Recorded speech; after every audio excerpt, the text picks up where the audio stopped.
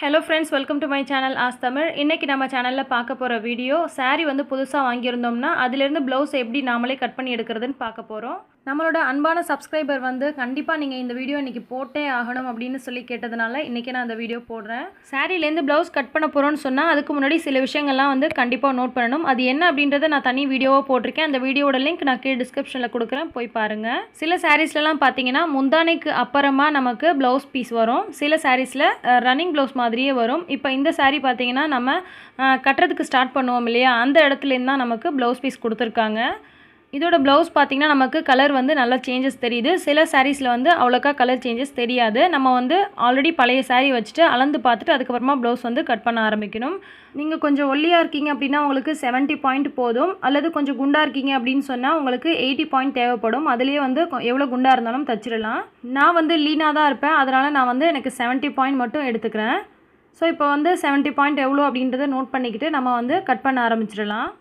சில பேர் என்ன பண்ணுவாங்கன்னா அப்படியே வந்து இந்த ப்ளவுஸ் கொடுத்துருக்காங்க இல்லையா, அதுக்கு ஏற்ற மாதிரி அப்படியே நேராக வந்து அவங்க கொடுத்துருக்க டிசைன் வழியாக கட் பண்ணிட்டு போயிடுவாங்க. அந்த மாதிரி நீங்கள் கட் பண்ணிங்க அப்படின்னு சொன்னால் உங்களுக்கு அந்த ஓரம் மடிக்கும், அதாவது சேலைக்கு நம்ம ஓரம் தைப்போம் இல்லையா, அது தைக்கும் போது நமக்கு அந்த மடிப்பு வந்து கரெக்டாகவே வராது. நம்ம சாரீ கட்டும் போதும் திரும்பிட்டு ஒரு மாதிரி அசிங்கமாக இருக்கும்.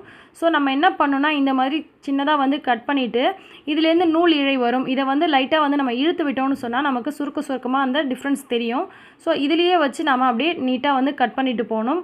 நம்ம சரியாக தெரியல அப்படின்னு சொன்னால் மீண்டும் வந்து நீங்கள் அந்த நூலை வந்து இழுத்து விடுங்க. அது மேலே நீங்கள் கட் பண்ணால் மட்டும்தான் உங்களுக்கு சாரீ ஓரம் தைக்கும் போது உங்களுக்கு பர்ஃபெக்டாக இருக்கும். உங்களுக்கு நல்ல மடிஞ்சும் வரும் தைக்கும் போது. அதே மாதிரி உங்களுக்கு கட்டும் போதும் வந்து திரும்பிட்டு இல்லாமல் நல்லா அழகாக இருக்கும் பார்க்குறதுக்கு. நம்ம பாட்டுக்கு அவங்க கொடுத்த டிசைன் படி நம்ம டேரெக்டாக கட் பண்ணிட்டு போயிட்டோம் அப்படின்னு சொன்னால் நமக்கு அந்த மடித்து தைக்கிறதுக்கும் ஒழுங்காக வராது. சாரீ கட்டும் போதும் கண்டிப்பாகவே அது அழகாக இருக்காது. ப்ளவுஸ் பீஸுமே பார்த்திங்கன்னா நமக்கு தைக்கிறதுக்கு சரியாக வராது. இப்போ நான் உங்களுக்கு நல்லா கிட்ட காமிக்கிறேன் பாருங்கள். இப்போ நான் நூல் இழுத்தேன் இல்லையா, அதில் அந்த இழுத்ததோட டிஃப்ரென்ஸ் வந்து உங்களுக்கு நல்லா தெரியும். கோடு மாதிரி விழுந்திருக்கும் அந்த நூல் இழுத்ததுனால. அது மேலே தான் நம்ம வந்து கட் பண்ணணும். இதுதான் ப்ளவுஸ் கட் பண்ணுறதுக்கான சரியான முறை. ஆனால் பார்த்தீங்கன்னா இந்த மாதிரி கட் பண்ணும்போது அப்படியே நேர் ஷேப்பில் போகாமல் லைட்டாக க்ராஸ் வரதான் செய்யும். அப்படி தான் கண்டிப்பாக கட் பண்ணணும். இதுவே காட்டன் சாரியாக இருந்துச்சுன்னு பார்த்தீங்கன்னா லைட்டாக நீங்கள் கட் பண்ணிவிட்டு நீங்கள் நல்லா அப்படி இழுத்தோம்னாலே நமக்கு அப்படியே கிழிஞ்சு வர மாதிரி கரெக்டாக நேராகவே வந்துடும்.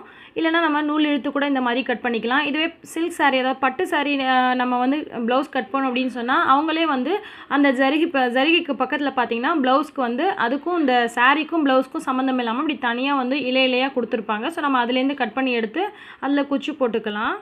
ஸோ புதுசாக சாரீ வாங்குறீங்க அப்படின்னா இந்த மாதிரி நீங்களே வந்து ப்ளவுஸ் பீஸை வந்து சாரீலேருந்து கட் பண்ணி எடுத்துக்கலாம். இந்த வீடியோ உங்களுக்கு பிடிச்சிருந்துச்சுன்னா லைக் பண்ணுங்கள், யூஸ்ஃபுல்லாக இருந்துச்சுன்னா மற்றவங்களுக்கும் ஷேர் பண்ணுங்கள். இன்னும் பல பெஸ்ட் டிப்ஸ் அண்ட் ஐடியாஸ் உடனுக்குடன் தெரிஞ்சுக்க ஆஸ் தமிழ் சேனலுக்கு சப்ஸ்கிரைப் பண்ணிடுங்க. நன்றி.